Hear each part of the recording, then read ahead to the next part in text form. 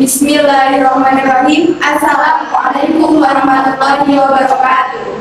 Kami dari Universitas Darussalam Gontor ingin memaparkan paper kami yang berjudul Komparasi Pendidikan Islam Perspektif Buya Hamka dan Pendidikan Islam di Negara Turki.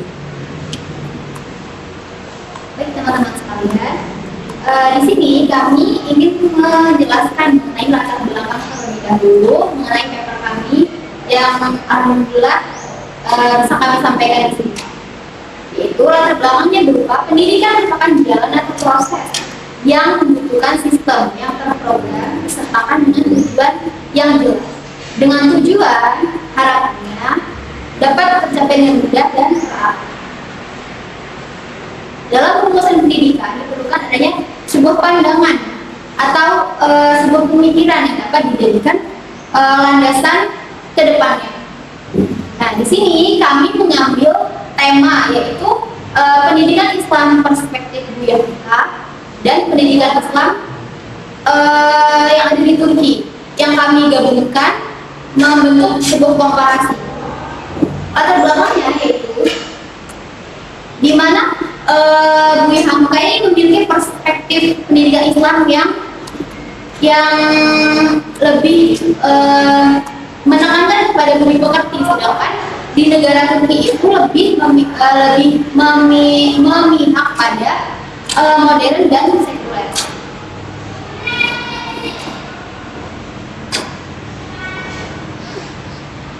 Untuk metode penelitian yang kami gunakan yaitu sebuah metode penelitian library research, yakni dengan mengulas berbagai buku dan jurnal sebagai sumber utama pada penelitian ini. Kemudian untuk hasil pengumpulan data ini dilakukan dengan mencari sumber dari buku-buku dan artikel yang sesuai dengan permasalahan yang telah kami teliti. Dan menuju pada pembahasan kami yang pertama yaitu konsep pendidikan Islam menurut Hamka. Pada era globalisasi dan modernisasi yang serba cepat ini, konsep pendidikan Islam yang holistik dan integratif sangat dibutuhkan. Karena sekarang pada masa sekarang ini banyaklah tantangan serta rintangan yang perlu dihadapi oleh seorang pendidik. Maka dari itu kami mengambil salah satu tokoh untuk dijadikan sebuah landasan yaitu Buya Hamka. Buya Hamka yang dikenal dengan nama asli yaitu Haji Abdul Malik Karim Abdullah, yang merupakan seorang filosofi tokoh terbesar di Indonesia yang dilahirkan pada tanggal 17 Februari 1908 di Sumatera. Beliau dikenal sebagai seorang penulis yang produktif serta memiliki pemikiran yang kritis. Tidak hanya itu, Buya Hamka memiliki berbagai karya, yaitu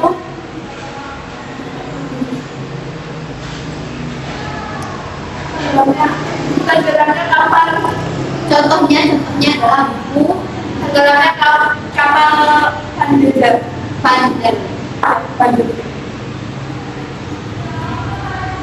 Salah satu pandangan Hamka mengenai pendidikan Islam yaitu dia itu berpendapat bahwa pendidikan Islam merupakan sebuah upaya dalam membentukkan pribadi yang berbudi tinggi, beramal karimah untuk mencapai kemuliaan. Maksud dari Buya Hamka di sini yaitu pendidikan itu dilandasi oleh 3 dasar, yaitu pertama keseimbangan ilmu pengetahuan, kedua pembentukan akhlak, ketiga potensi serta keterampilan. Di sini ilmu pengetahuan itu Buya Hamka itu memadukan antara ilmu pengetahuan umum dan ilmu pengetahuan agama. Yang kedua pembentukan akhlak.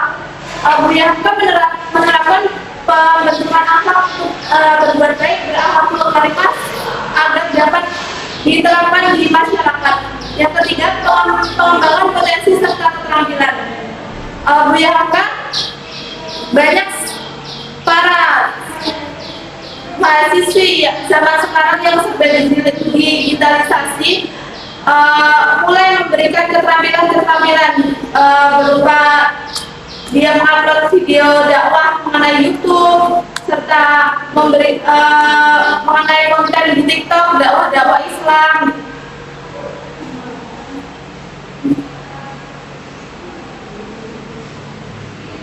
Secara umum Buya Hamka memberikan UIHK memiliki tujuan pendidikan Islam itu terbagi menjadi dua, yaitu yang pertama pendidikan Islam untuk ukhrawiyah serta duniawiyah. Maksudnya gimana ukhrawiyah dan duniawiyah?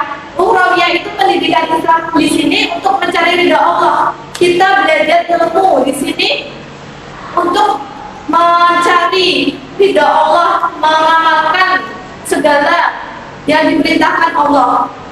Yang kedua yaitu duniawi.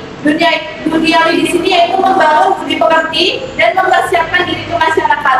Agar kita ketika kita terjun di dunia masyarakat, kita tidak memberikan suatu first impression yang jelek. Tapi di sini kita dibangkitkan oleh akhlak kita, budi pekerti kita yang telah kita pelajari dari kita TK sampai menjadi seorang mahasiswa sekarang.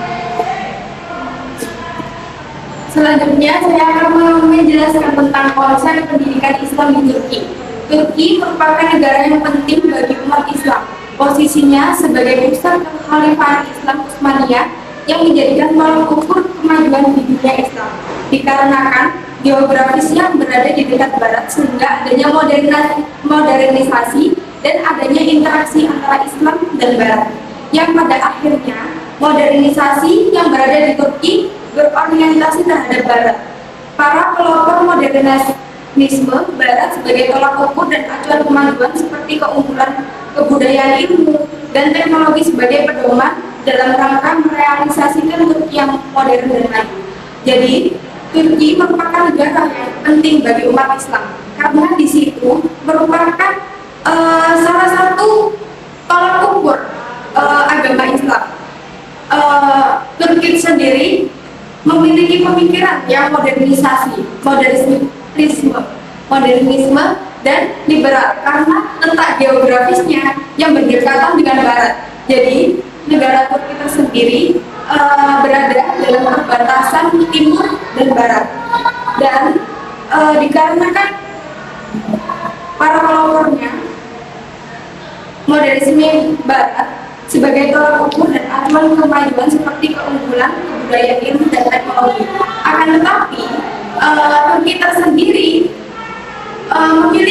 memiliki salah satu cara yang dimana untuk memajukan Islam itu sendiri, seperti kemajuan teknologi atau perkembangan ide-ide tersendiri yang menjadikan umat Islam itu lebih maju.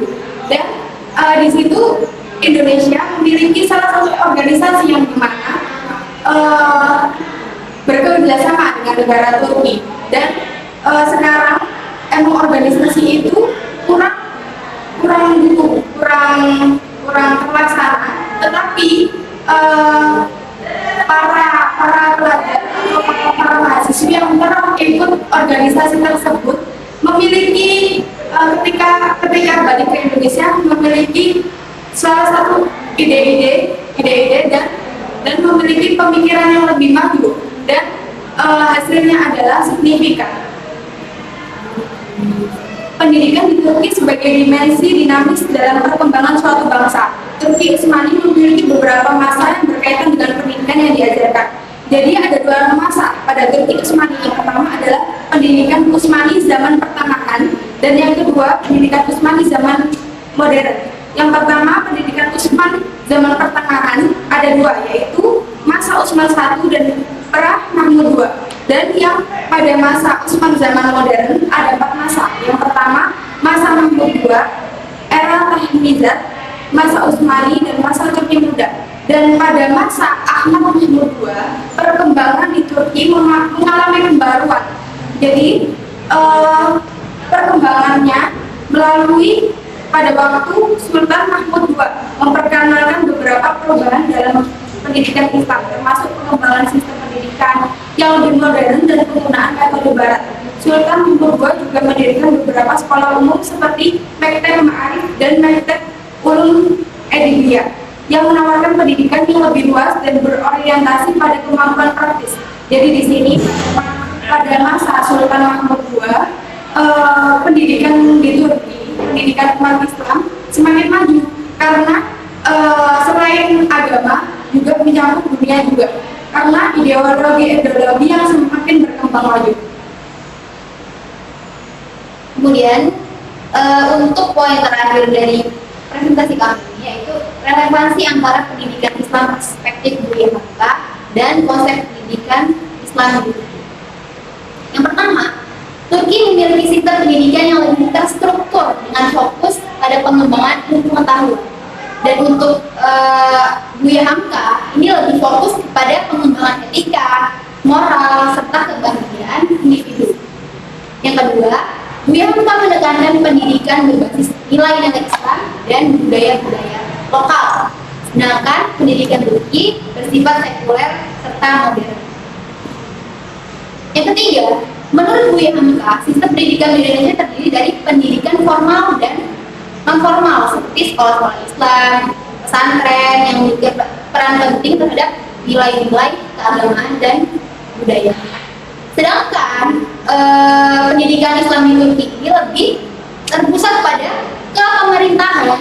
Kurikulum pendidikan Islam di sana, kurikulum pendidikan Islam di Indonesia sering mengalami perubahan. Nah, jadi kalau kurikulum di Turki itu bersifat tetap, berbeda dengan kurikulum yang ada di Indonesia.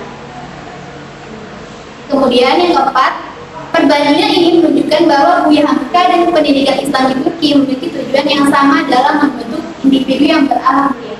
Jadi walaupun Turki dan Indonesia ini memiliki perbedaan, namun tujuannya tetap sama, yaitu membentuk akhlakul karimah.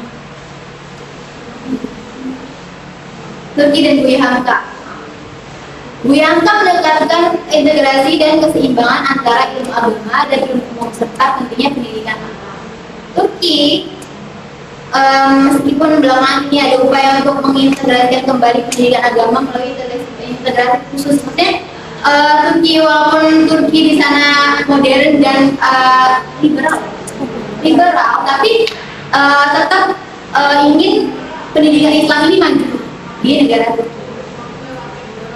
Kesimpulan, pembahasan ini dapat disimpulkan bahwa pendidikan Islam menurut Buya Hamka dan pendidikan yang terdapat di negara Turki mampu mengarahkan pada setiap orang terhadap pendidikan moral serta etika yang baik yang memiliki karakter Islam.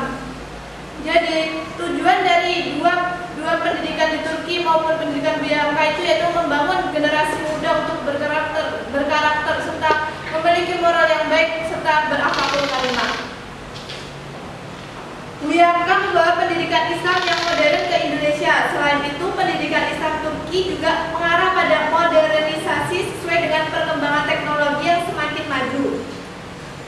Kedua tujuan